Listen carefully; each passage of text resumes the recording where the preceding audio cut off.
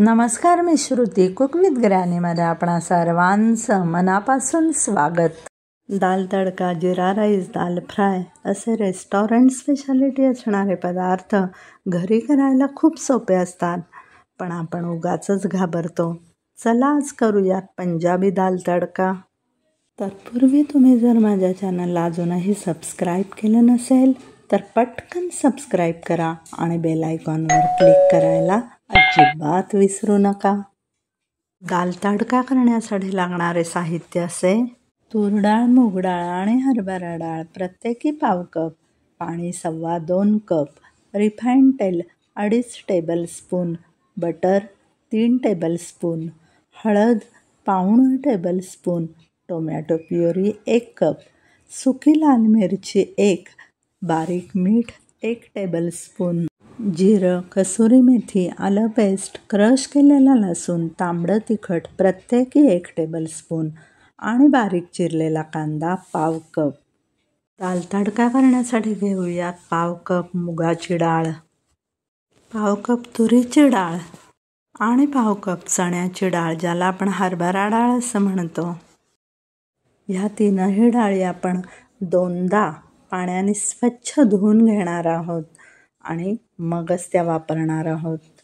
पाण्याने स्वच्छ धुतलेल्या या डाळी आपण थोडंसं पाणी घालून 1 तास एकत्र भिजवून ठेवूयात. 1 तास झालेला आहे आणि आपल्या तीनही डाळी व्यवस्थित भिजलेल्या आहेत. तुम्ही पाहत असाल की त्या किती छान फुलून वर आलेल्या आहेत. आता 1 तास भिजलेल्या या डाळी आपण कुकरच्या भांड्यामध्ये काढून घेऊयात. डाळी व्यवस्थित भिजलेल्या असल्यानं की त्या शिजायला फारशी अडचण येत नाही. ह्या तीनही डाळी मिळून बरोबर 1.25 कप झालेल्या आहेत. आता त्याच्या तिप्पट म्हणजे 2.25 कप पाणी घालून एकत्र केलेल्या ह्या डाळी आपण शिजवून घेणार आहोत. सर्वप्रथम आपण जे डाळी भिजवलेलं पाणी होतं ते पाणी वापरू. बरोबर ते 1 कप झालेलं आहे. आता उरलेलं 1.25 कप पाणी आपण चांगलं दुसरं पाणी वापरणार आहोत. डाळ शिजताना घालूयात पाव टेबलस्पून हळद, अर्धा टेबलस्पून बारीक मीठ आणि 1 टेबलस्पून तेल. तेलामुळे डाळ हलकी व्हायला मदत होते. हळद, मीठ आणि तेल आपण डाळीमध्ये छान प्रकारे मिक्स करून घेऊयात आणि कुकरमध्ये शिजवायला ठेवूयात. कुकरच्या 5 शिट्ट्या झाल्या की डाळ खूप छान शिजणार आहे. कुकरच्या 5 शिट्ट्या झालेल्या आहेत. गॅसवर तापत ठेवलेल्या कढईमध्ये आपण 2 टेबलस्पून बटर घालूयात. गॅस लो फ्लेमवर करून बटर सगळीकडे कढईला पसरवून घेऊयात. थोडंसं बटर वितळत आलं की त्यात आपल्याला अर्धा टेबलस्पून रिफाईंड तेल घालायचं. म्हणजे काय होतं की बटर जे असतं ते कढईला चिकटत नाही. कढईतलं बटर पूर्णपणे वितळू द्यायचं आहे. बटर पूर्णपणे वितळल्यावर त्याच्यामध्ये ॲड करूयात 1 टेबलस्पून जिरं. जिरं व्यवस्थित तडतडलं की मग त्यामध्ये घालायचं 1 टेबलस्पून कसुरी मेथी. कसुरी मेथी पदार्थांचा स्वाद वाढवते, म्हणून स्पायसी पदार्थांमध्ये कसुरी मेथी आवर्जून घालावी. कसुरी मेथी छान चुरचुरीत करून घेऊयात. आता घालायचे 1 टेबलस्पून आलं पेस्ट, 1 टेबलस्पून क्रश केलेला लसूण. आलं लसणाचा खमंग वास येईपर्यंत परतून घ्यायचा आहे. बारीक चिरलेला अर्धा कांदा घालूयात. कांदासुद्धा छान परतून घ्यायचा.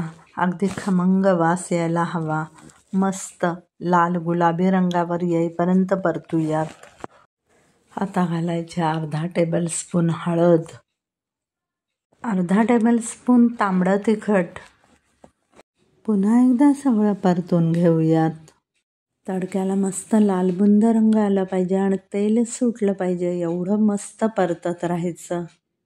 तुम्ही पाहू शकता इथे तडक्याचा रंग बदलला आहे. लालबुंद रंग आलेला आहे आणि तेलसुद्धा सुटलेलं आहे. आता 1 कप टोमॅटो प्युरी घालून आपण त्याची ग्रेव्ही तयार करून घेऊयात. टोमॅटोचा रंग बदलेपर्यंत आणि ग्रेव्हीला तेल सुटेपर्यंत हलवत राहायचं आहे. मस्त खमंग वास सुटलेला आहे. अतिशय सुंदर ग्रेव्ही तयार झालेली आहे, घट्ट आणि दाटसर. आता कुकरमध्ये शिजवलेली सगळी डाळ आपण ग्रेव्हीमध्ये घालूयात. डाळ मात्र ग्रेव्हीमध्ये एकजीव होईपर्यंत चांगली घोटून घोटून घ्यायची आहे. आता इथे गॅस मात्र आपल्याला हाय फ्लेमवर ठेवायचा आहे, म्हणजे ती पटकन घोटली जाईल आणि पटकन त्या ग्रेव्हीमध्ये डिझॉल्व्ह होईल. डाळीची कन्सिस्टन्सी पाहून जर गरज वाटली तरच पाणी ॲड करायचं, पण मला वाटतं इथं डाळीची कन्सिस्टन्सी ठीक आहे, त्यामुळे पाणी ॲड नाही केलं तरी चालेल. तुम्ही पाहू शकता डाळीला उकळी यायला सुरुवात झालेली आहे. उकळी आल्यावर आपल्याला त्यात अर्धा टेबलस्पून मीठ ॲड करायचं आहे. पुन्हा एकदा हलकंसं ढवळून घ्यायचं आहे. छान पळी देणं म्हणतात त्याला.